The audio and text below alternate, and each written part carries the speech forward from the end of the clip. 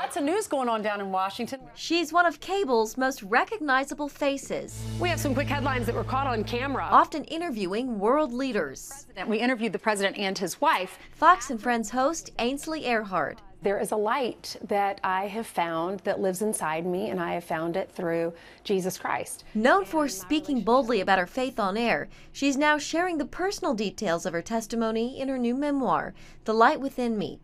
Ainsley remembers when she was first approached to write it. I thought, well, aren't you like 80 years old when you write a memoir? Who am I? I don't want to sound self-righteous, and I don't want to act like I have it all put together in my life. You know, you can learn so much from Ainsley Earhardt.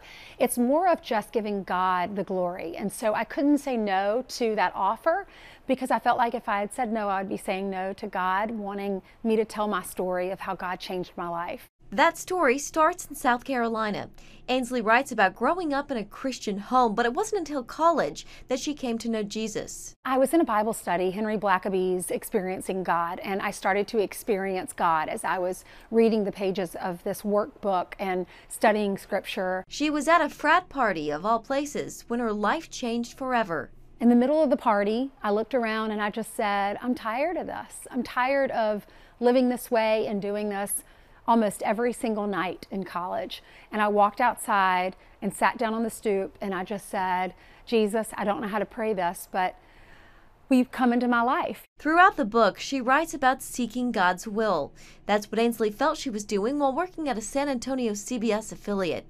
Then in 2006, Fox News came calling. And I'm flying in and I can see all the skyscrapers down on the ground, and I wrote in my journal about how I just was hoping God would bless my words and give me favor with the bosses here, and that they would like me, but only if it was God's will. While she landed the job in New York, it took years of working overnights, weekends, and travel before she made it to the Curvy Couch. One of the show's most loyal viewers is President Trump, who tweeted his support for Ainsley's book, calling her a truly great person and the book wonderful. Mediaite has the story They love out.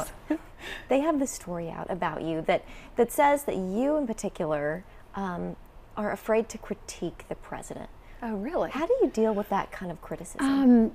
I don't believe that's true, because I mean, I asked him some tough questions in that last interview. Ainsley says she tries her best to ignore the critics. The haters out there, I don't really pay attention to them because I feel like I'm doing the best I can. Even with her current success, she's seen lows in her career and personal life, including a devastating divorce. The year that followed, you talk about how that was your Jesus year. Yeah. Why?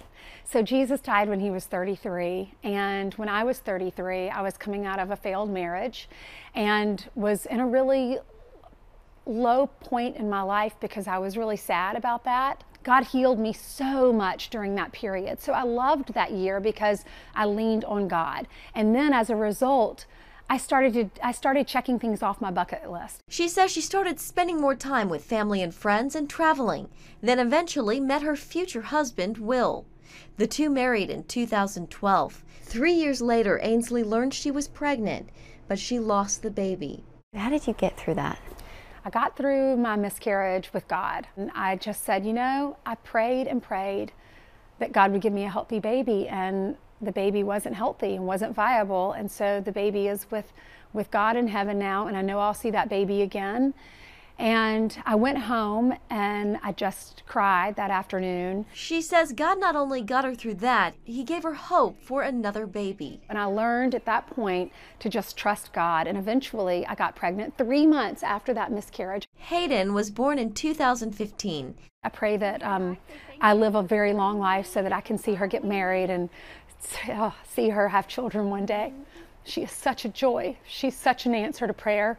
And she's my little miracle, and I thank God for her daily. And she thanks him for all of her other blessings too. What's next? You know, do you want more kids professionally? What's next? Well, as far as the kids are concerned, that's up to God. I'll give that to God. I am 41 years old and I'm having the time of my life. And I feel like even though I've gone through some difficult times, the majority of my life has been just full of blessings. And even the bad stuff I'm grateful for. I mean, in order to get to the mountain, you got to go through the valley. And when it comes to her memoir, I hope people see Jesus in this book. I hope it's not about Ainsley Earhardt.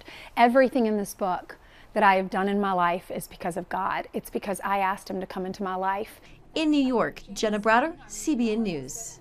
Freddie the broadcaster, I think there was